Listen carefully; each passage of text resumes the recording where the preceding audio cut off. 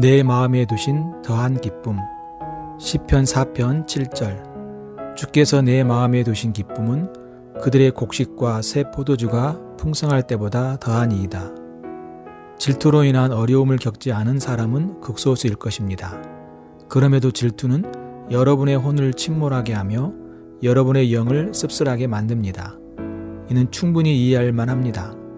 여러분은 이웃이 어떻게 성공을 거두는지를 봅니다. 심지어 그들이 자고 있을 때도 그들의 재정이 불어납니다.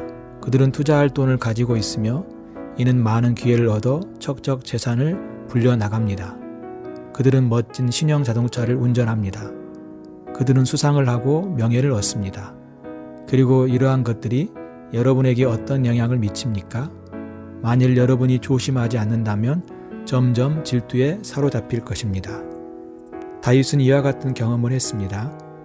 그는 자신의 대적들과 비판자들이 성공하고 부유해지는 것을 보았습니다. 그들은 엄청난 양의 곡식과 식물, 포도주로 둘러싸였습니다. 그러나 다윗은 소수의 지지자들과 함께 광야로 쫓겨난 한물간 패배자로 취급당했습니다. 그는 우울과 질투에 빠질 수 있었습니다. 하지만 여호와 하나님께서는 그러한 일이 일어나게 두지 않으셨습니다.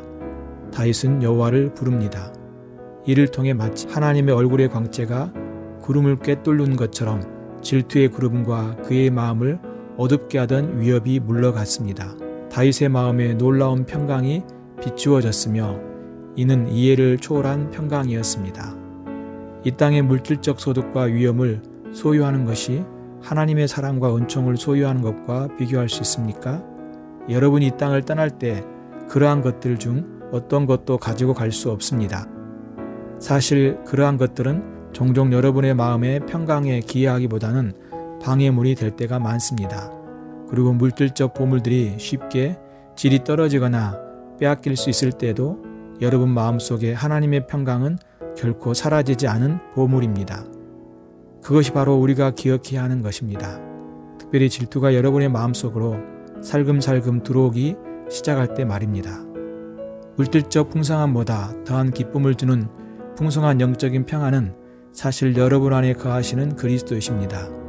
사도 바울은 골로새서 2장 2절에서 3절까지 신자들의 마음에 위안을 받음으로 확실한 이해의 모든 풍성함과 하나님의 비밀인 그리스도를 깨닫게 되기를 기도드렸습니다. 만일 여러분이 그리스도께서 여러분의 죄를 위해 죽으심을 믿는다면, 만약 여러분이 그분을 섬기며 살아간다면 여러분은 이 보물을 가지신 것입니다. 여러분은 그러한 보물을 가지지 못한 이들을 질투하는 것이 아니라 불쌍히 여길 것입니다. 왜냐하면 여러분 안에 기쁨이 세상이 줄 수 없는 돈과 다른 물질들의 흥분보다 더 낫기 때문입니다. 여러분이 가진 것이야말로 진실되며 영원히 계속되는 것입니다. 좋은 밤입니다. 잘 자요. 시편 4편 8절. 내가 평안히 눕고 자기도 하리니. 여러분은 다음과 같은 기분이 어떤지 알 것입니다. 그렇지 않습니까? 여러분은 어떻게 사람들이 등 뒤에서 비방을 하며 여러분의 명성을 모욕하는지 들었습니다. 다른 이들, 심지어 친구들까지도 여러분을 피하기 시작합니다. 여러분의 평판은 회복할 수 없을 정도로 손상되었습니다. 이와 같은 일들은 여러분을 밤에도 깨어있게 하며 불의로 인해 점점 더 미칠 지경으로 몰아갈 것입니다. 이것이 여러분을 잠식해서 잠조차도 잘 수 없을 것입니다. 다윗은 이러한 것들을 경험했습니다. 적들로부터의 모욕을 받았으며 그가 공격받은 명예를 다시 되찾지 못할 것이라고 의심하는 지인들이 있었습니다. 하지만 그는 자신의 마음을 졸이며 복수를 하기 위해 분노하지 않았습니다. 대신 아름답게도 그는 자신의 애통과 간구를 하나님께 드림으로 하나님께서 어려움 속에서 그를 도와주실 것을 더욱더 확신하게 되었습니다. 그는 시편의 마지막에 이르기까지 주님 안에서 확신을 얻었습니다. 내가 평안히 눕고 자기도 하리니 나를 안전히 살게 하시는 이는 오직 여호와이시니이다. 그는 다른 이들이 그를 향해 무슨 말을 하건 무슨 행동을 하건 그의 선하신 여호와께서 함께 하심을 받아들입니다. 다윗의 자손 예수 그리스도께서는 이 땅에서 사역을 하시는 동안 다른 이들로부터 더 많은 비난과 거부를 경험하셨습니다.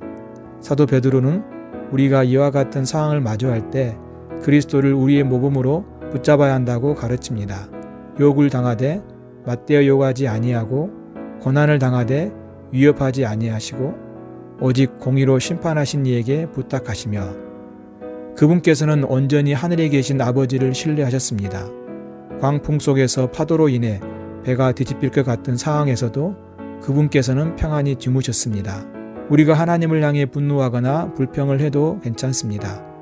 왜 저입니까? 어째서입니까? 하지만 여러분은 항상 마음으로부터 몇 번이고 계속해서 하나님을 끊임없이 바라보아야 합니다. 그리고 여러분의 영혼으로부터 그분을 향해 고충을 털어놓을 때 여러분은 그분께서 진정으로 응답하시고 여러분을 어려움에서 건져주실 것이라는 확신 안에서 성장해 나감을 발견할 수 있을 것입니다. 이 약속은 우리의 주님으로부터 왔습니다. 그분께서는 당신을 십자가에서의 죽음으로까지 우리를 위하여 내어주셨음에도 아버지를 신뢰하셨습니다. 이 신뢰는 그분의 부활로 입증되었습니다. 그리스도로 인해 우리는 삶의 모든 폭풍 속에서도 아버지를 온전히 의지할 수 있습니다. 여러분은 잘 잘 수 있습니다. 아멘.